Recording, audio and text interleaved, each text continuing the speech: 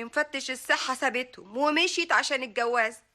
قصدك يعني ايوه هشتغل عند الدكتور مطرح. عايزة تبقي شغالة في بيت الدكتور يا دهبية؟ الشغل مش عيب يا تسوقي، اقدر اشوف طلبات ابني اللي محروم من الدنيا دي واربيها احسن تربيه. ايوه يا دهبية، بس انت يعني تعبانة ومش حمل الشغلانة دي. لاجل عيون عبد سميع هعمل كل حاجه يا تسوقي.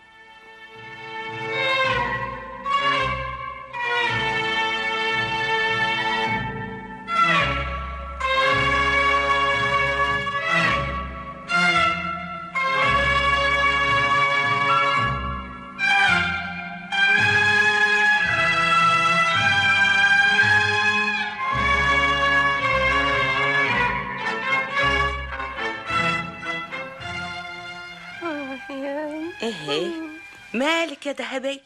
قاعدة وماسكة راسك كده ليه؟ هيه؟ راسك بتوجعك يا بنتي؟ اجيب لك اسبرينة؟ لا لا ابدا يا خالة امين. ما انت اصلك النهارده اشتغلتي كتير قوي، قلتلك قسمي الشغل على يومين، ما رضيتيش تسمعي كلامي. كله محصل بعضه يا خالتي، اللي مش هشتغله النهارده هضطر اشتغله بكره. قصدي يعني ما كنتيش تعملي الشغل كله مرة واحدة كده، ده انت ضعفانة يا بنتي وصحتك تعبانة. اصل بكره عاوزه افضي روحي شويه واوصل لحد المدرسه بتاعت عبد سميع. ليه يا دهبية؟ هم طالبين منه رسوم ولا باين تمن كراريس اهو، يعني مانيش عارفه. هروح اشوف الحكايه ايه وادفعهم له. قلتيلي هو اسم الله عليه في سنة كام؟ في القبول يا خالة أميني.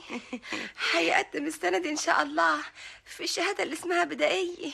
قصدك الابتدائية؟ يلا ماني عارفة بقى بدائية دي ولا أنا مانيش عارفة. وأنا يعني كنت اتعلمت في مدارس. ماني لو كنت اتعلمت ما كانش ده بقى حالي. هترجعي تشكي تاني يا دهبية؟ ده انت معايا هنا في السرايا 4 سنين ما شفتكيش يوم واحد ما بتشتكيش. ما هو غصب عني. ما انا يا بنتي زيك اتيتمت وانا صغيرة، وبقالي بشتغل هنا عند الدكتور 30 سنة طباخة، وحمد ربنا وشكراه. هعمل ايه يعني؟ الحمد لله. صدقيني يا بنتي كترة الشكوى بتزود الهم، ومش بس انتي اللي كان نفسك تبقي مستورة وغنية، كل الناس في الدنيا بيحلموا الحلم ده يا حبيبتي. بس في حاجة اسمها المقسوم اللي ما نقدرش نهرب منه أبدا، واللي لازم نرضى بيه يا بنتي. راضية يا خالة أمينة. لا ما انتش راضية يا دهبية يا بنتي، ده عمرنا كله ساعات ودقايق، لو ما كناش نفرح فيهم هنفرح امتى بس يا دهبية؟ ماني كان نفسي افرح واسعد في الدنيا، بس لانك مش مقتنعة يا دهبية، فاكرة ان السعادة متبرية من بيوت الفقراء ولا تدخلش الا قصور الاغنياء وبس. ومش هي دي الحقيقة يا خالة أمينة؟ لا يا بنتي، دي الحقيقة اللي انتي متصوراها ومخلياكي عايشة في عذاب على طول. ونروح بعيد ليه؟ الست صفية مرات الدكتور نظمي اللي احنا بنشتغل في سرايتها الطويلة العريضة، قالت لي مرة وهي بتعيط بالدموع انها تتمنى انها تبقى شحاتة. شوفي بقى، شحاتة تشحت من كل بيت لقمة، بس ربنا يشفيها من الامراض اللي مش راضية تسيبها. دي ست أمير ربنا يشفيه ويكون بعونها. شفتي بقى ان فيه ناس فقراء بتملك كنوز، واغنياء كتير في الدنيا بيحلموا بيها ويتمنوها ومش طايلينها. ايوه يا خالة أمينة، برضو بتتكلمي من ورا قلبك. تعرفي ليه يا دهبية؟ لان بتهيألك انك الانسانة الوحيدة المظلومة في الدنيا، ونسيتي ان فيه ناس كتير في الدنيا بيقاسوا اكتر منك بكتير يا دهبية، جايز، ويتمنوا نعمة موجودة بين ايديكي ما يقدروش يشتروها بكنوز الدنيا كلها، وانا اولهم يا دهبية. انتي يا خالة أمينة؟ ايوه يا بنتي، انا مش بحسدك وراضية باللي قسمولي ربنا. انا اتحرمت من نعمة الخلفة، وعيت للدنيا لقيت نفسي مقطوعة من شجرة، ويوم ما اموت شجرتي هتنقطع وتموت وتندفن معايا ومش هتمد تاني. يا حبيبتي يا حبيبتي يا خالة أمينة، تاني أول مرة أعرف منك الحكايات دي، واخر مرة هتسمعيها مني، لاني خلاص رضيت بحكم ربنا. لاني لو شكيت هبقى زيك كده، اعيش العمر كله حزينة ومقهورة لحد ما تخلص ايامي. شفتي بقى ازاي انتي في نعمة كبيرة ومش حاسة بيها يا ذهبية؟ يا سلام يا خالة أمين، ايوه صحيح، داني في نعمة كبيرة ومانيش حاسة بيه.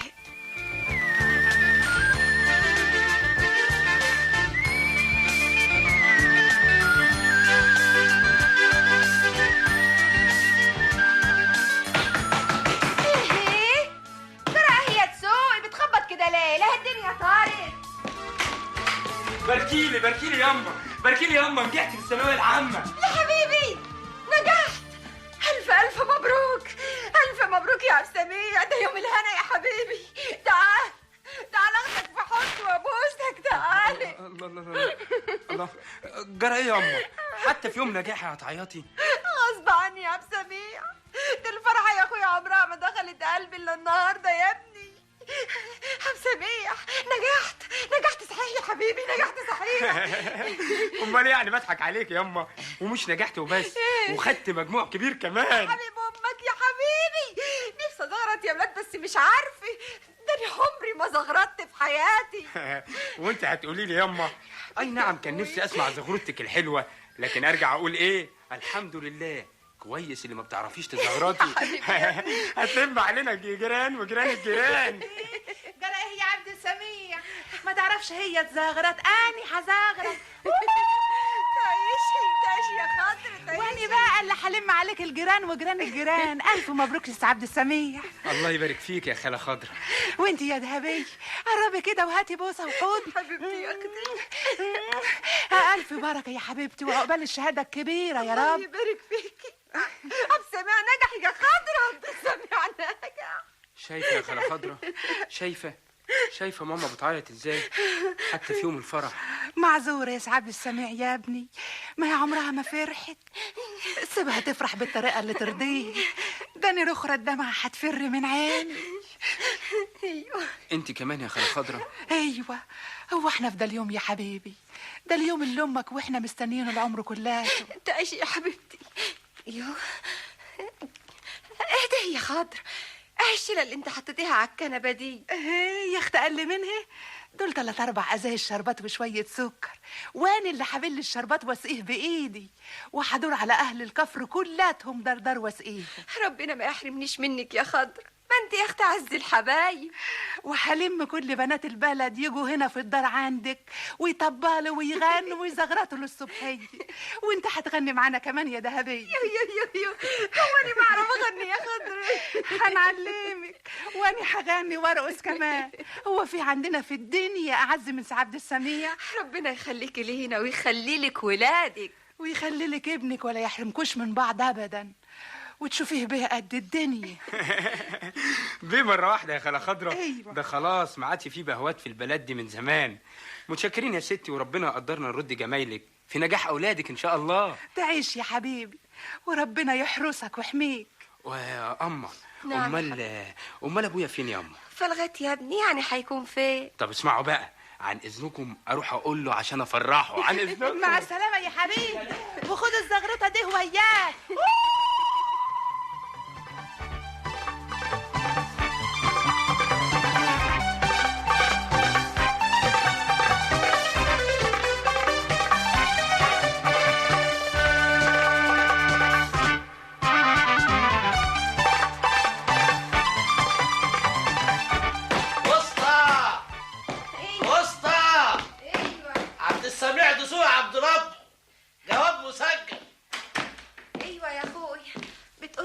مسجل؟ ايوه جواب مسجل.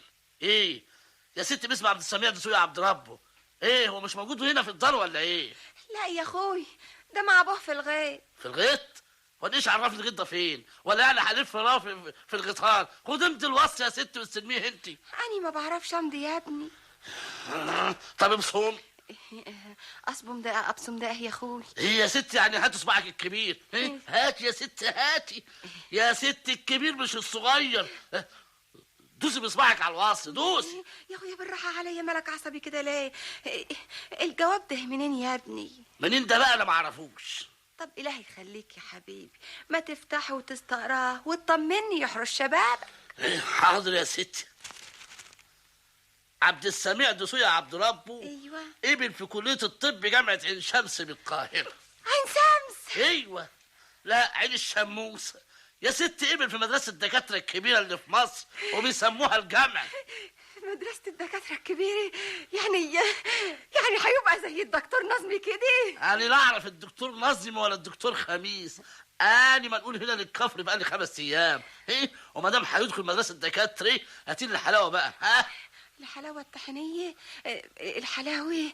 طب اصل طيب ما تبقى تعدي علينا بكره يا ستي. لا بكره ولا بعده. سلام عليكم.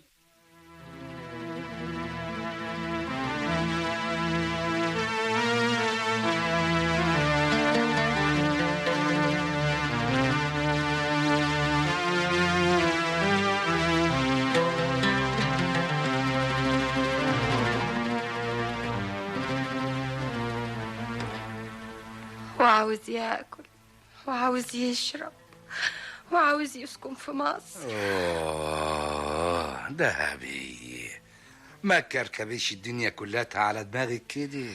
الدكتور ناجي ابن الدكتور نظمي ما هو زيه في مدرسة الدكاترة، بيقولوا انه عاوز له كتب في السنة على الأقل ب200 جنيه.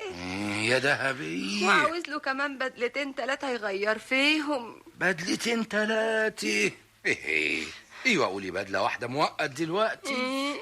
يفضل لابس بدله واحده كده على طول في وسط زملاته يا تسوقي. العين بصيره والايد قصيره يا دهبيه، هنعمل ايه يعني؟ لا ده احنا عشان عبد سميع ان شاء الله تحصل نبيع هدومنا يا تسوقي. هدومنا؟ واحنا حالتنا هدنا نبيعها يا دهبيه؟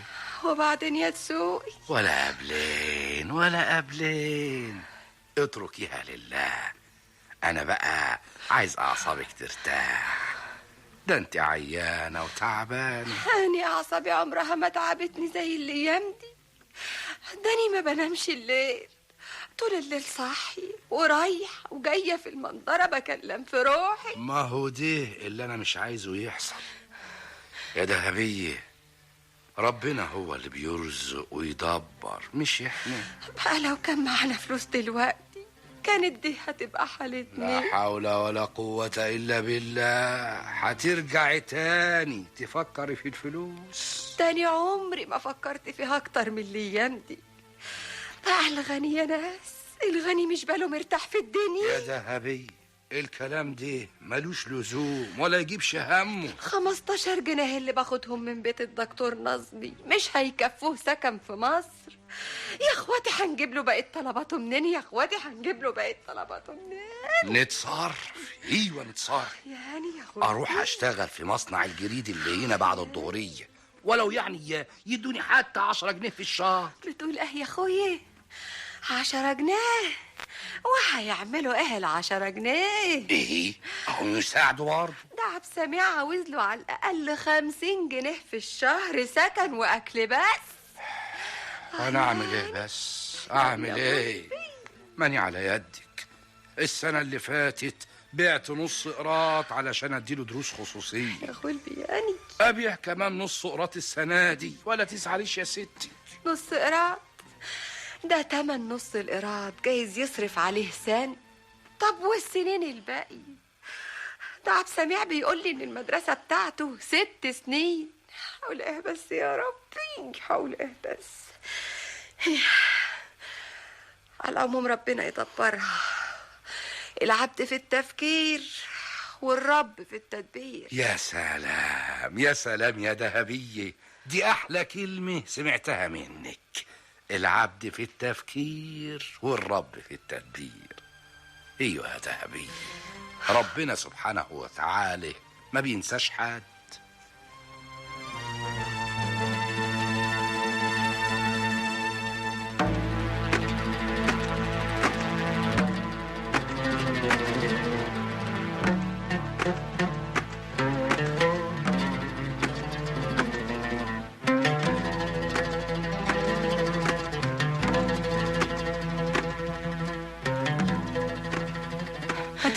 اهدي بقى يا دهبية. لا لا يا اختي لا، معاش اللي ياخد الحلق بتاعك. داني كنت ركناه يا حبيبتي للزمن ما بلبسوش، وهو انت يعني هتاخديه ببلاش؟ لما الدكتور يخلص كده بإذن الله يبقى يسدد لي تمنه. تعيشي يا حبيبتي وربنا ما يحرمني منك ابدا. احنا يا اختي خلاص، ايوه خلاص اتصرفنا وتسوقي بقى نص قراء. ايه وتبيعوا في ارض كله بس. ونبيع روحنا كمان فدع بسميع. ده انا كل اللي بطلبه من ربنا ان اشوفه بعيني دكتور، ان شاء الله بعد كده اموت. يا اختي بعد الشر عليكي، ده انت تعيشي وتفرحي بيه، وربنا يعوضك خير عن ايام الفقر اللي عشتيها طول عمرك، ويبقى معاكوا الفلوس في الكوم زي الدلعاد السعيد مهران والامل اللي حطت عليه.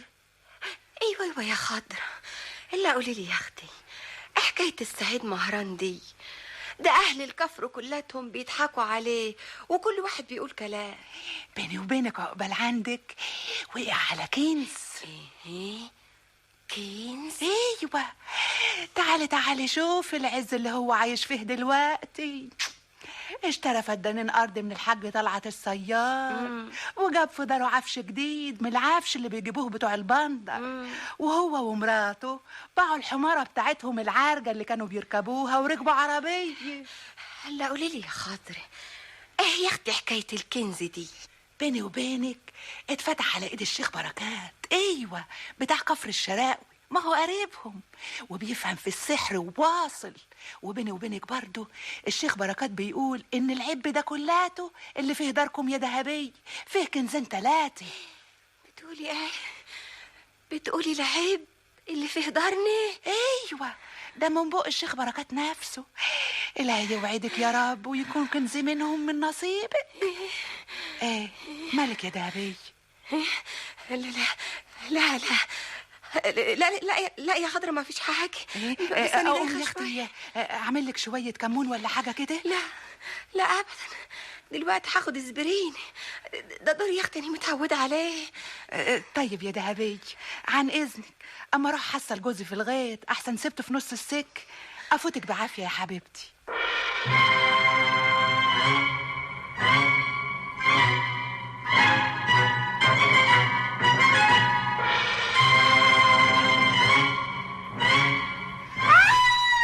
أعوذ بالله من الشيطان الرجيم، بسم الله الرحمن الرحيم. مالك يا دهبي؟ قمت من النوم مفزوعة ليه؟ مفيش حاجة. مفيش حاجة ازاي؟ ايه لازم كنت بتحلمي. لا أنا كنت صاحية ما كنتش نايمة. صحيح؟ طب وايه اللي خلاكي صرختي كده امال؟ لا مفيش حاجة. يا دهبي ان كنت حاسه بتعب ولا حاجه اروح اجيب لك الدكتور نظمي. مفيش حاجه ازاي؟ سدد الوقت يا تسوي. لا حول ولا قوه الا بالله. مالك بس يا دهبي؟ يا اخويا انا سليمه ما فياش حاجه. يعني مش عايزه تتكلمي؟ هو مش ممكن هتكلم لان هو امرني بكده. مين هو اللي امرك دي؟ ما حدش. هو انا قلت حاجه؟ ما حدش يا اخويا، ما حدش. أنا مش عارفة أقفله ليه. دي كانت البوابة مفتوحة قدامي. بوابة إيه؟ أنت بتقولي إيه؟ أنا مش فاهم. تاني مشيت لما رجليا ورمت بالمشي بقى بعد ما أمشي ده كلاته ويطلع نقبي على فشوش يا إخواتي. لا بس كده يا ربي، لا حول ولا قوة إلا بالله. ما ترسيني على البر يا دهبي. إيه اللي حصل؟ اللي شفت بعيني. أيوة يا أخوي، شفت بعيني، ما حدش قال لي.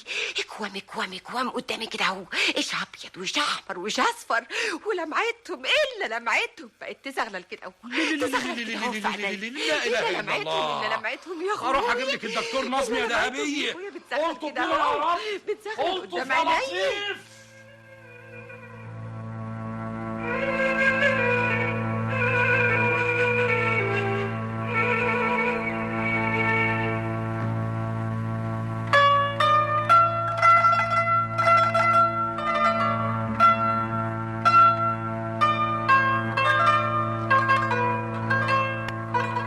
بقالها أسبوع على ده الحال يا دكتور. كل ليلة تقوم من النوم مفزوعة وتتكلم كلام مش فاهم له أصل من فصل. معلش أعصابها تعبانة شوية. ودي كلها مجرد أحلام. ماني بقول لها انت بتحلمي، بتكابر وتقول لي لا. هي ما بتكبرش ولا حاجة، هي بيتهيأ لها إن الأحلام دي حقيقة. طب وبعدين يا دكتور، هتفضل كده على طول؟ لا أبدا، دي حاجة بسيطة، أسبوع ولا أسبوعين راحة مع شوية أقراص مهدئة هتبقى كويسة وهترجع لحالتها الأولانية. قول لي، نعم. هو ابنكم سافر ولا لا؟ ايوه يا دكتور، بقاله اسبوعين دلوقتي. يبقى سبب تعب أعصابها واضح، ما عندهاش غيره، وما كانتش بتفرقوا لحظة واحدة، وفجأة لقيته سافر وسابها. ايه، ما هو ابننا كمان برضيك يا دكتور. معلش، احنا رجالة بنستحمل، وما تنساش ان مراتك أعصابها تعبانة من الأصل. ابقى فوت عليا في الفيلا خد الدواء. ربنا يخليك لينا يا دكتور.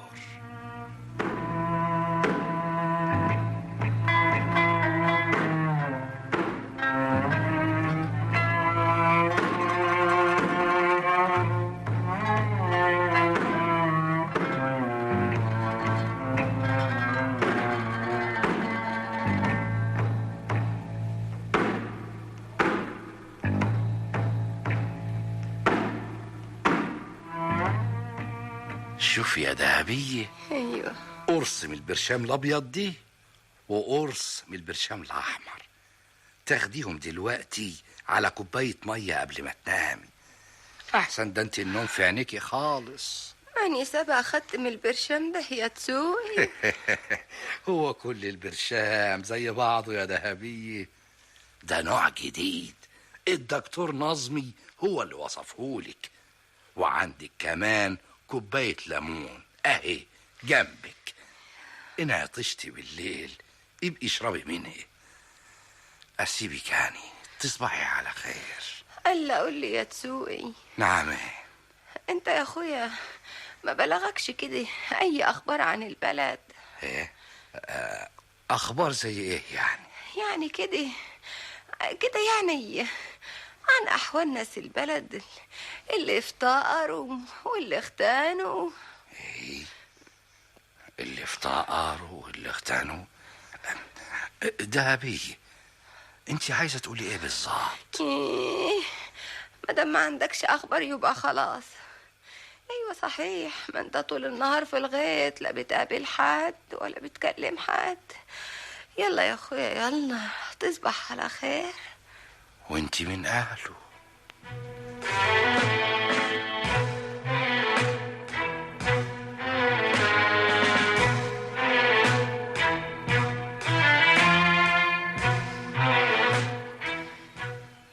دهبية، دهبية،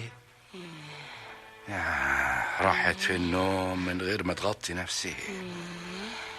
وادي الغطي. ربنا يشفيك يا دهبي. دهبي، ده انا بغطيكي، ما تخافيش. مالك يا دهبي؟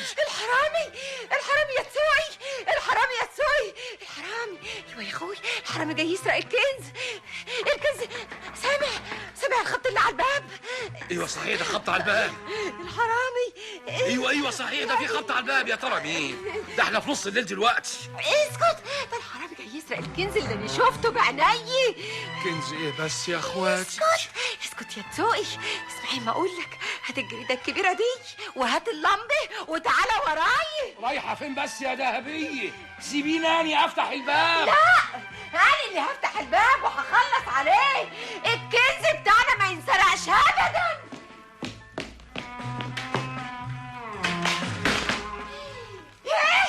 ايوه، انا ضربت بالجريده على راسه ونزل على الارض سايح في دم ومسرق. يا تسوقي قرب اللمبه وتعالى شوف. تعالي. فين يا دهبيه؟ يا دي المصيبه، تعرفي ضربت مين يا دهبيه؟ ايوه الحرامي يا تسوقي. انت ضربت ابنك عبد السميع يا دهبيه. يا لهوي، ابني.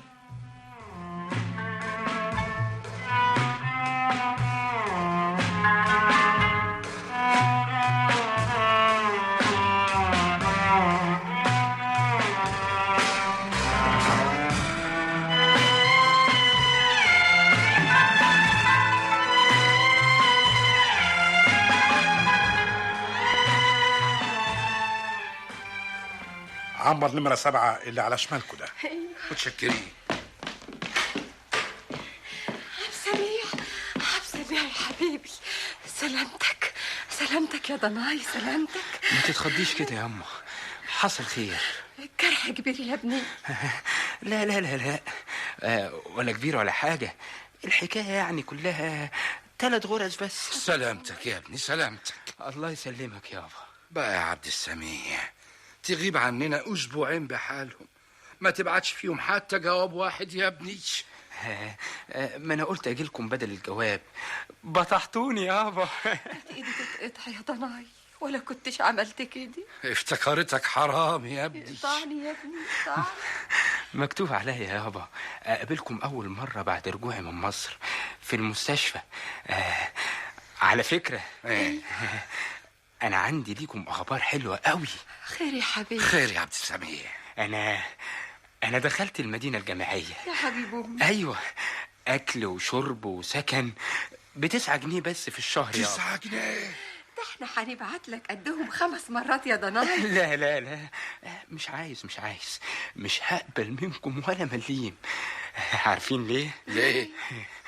لأني اشتغلت. يا لهوي، انت هتسيب الكلية؟ ها؟ لا لا لا لا لا لا يا ماما، لا. وده معقول؟ أنا اشتغلت بالليل في أجزخانة 2 ساعات في اليوم. ايوه. وهيدوني 40 جنيه في الشهر، وافتكر يعني بقى دول يكفوني ويفيد مني كمان. يا ما انت كريم يا رب، يا ما انت كريم يا رب، ألف حمد وشكر ليك. لكن ما قلتليش يا ضناي. نعم. انت رجعت البلد في نص الليل ازاي؟ ولقيت مواصلات منين؟ انا رجعت في عربية السعيد مهران ياما. قابلني في مصر صدفة في الشارع. خدني معاه. السعيد مهران اللي اتفتح له كنز على ايد الشيخ بركات. كنز ايه ياما وبركات ايه؟ ده كسب 25,000 جنيه في شهادات الاستثمار. شهادات استثمار؟ يا لهوي بالي، يعني حكاية الكنز دي ما... كنز ايه يا اما؟ الكنز دي حكايات خرافية موجودة من حكايات علي بابا وقصص 1000 ليلة وليلة. الباب الكنز ينفتح وناس تزعق قوي قوي قوي، تقول ها دهب، ياقوت، مرجان، احمدك يا رب، والست مرجانة. مفيش حاجة اسمها كنز ابدا ياما، مفيش حاجة اسمها كنز. لا يا ضنايا، لا فيه كنز يا عبد سميع، كنز اغلى من الكنوز دي كلها، وكنت طول عمري غفلانة عنه ومش حاسة بيه، وهو بين ايدي.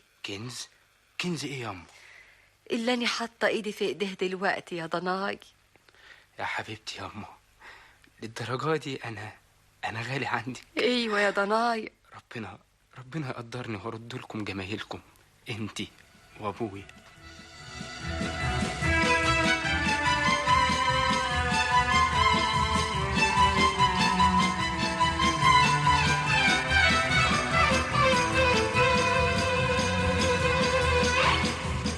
وهكذا تحققت أحلام ذهبية.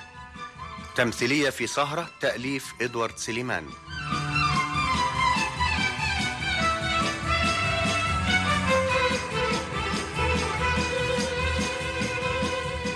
بطولة مديحة حمدي، ليلى يسري، رشاد عثمان، محمود السيد، ليلى صابونجي، سمير الصدفي، محمد عبد السلام، سيد أبو السعود، مصطفى الكواوي، عصمة الشناوي، حامد عبد العزيز، واعتدال المصري.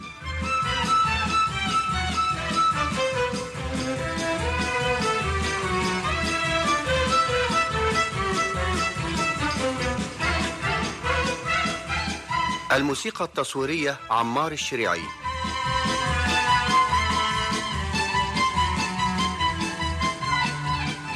الهندسة الصوتية محمد أبو طالب.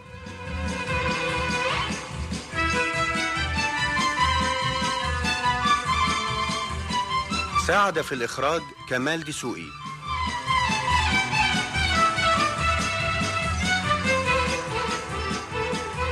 أحلام ذهبية، سهرة من إخراج عصمت حمدي.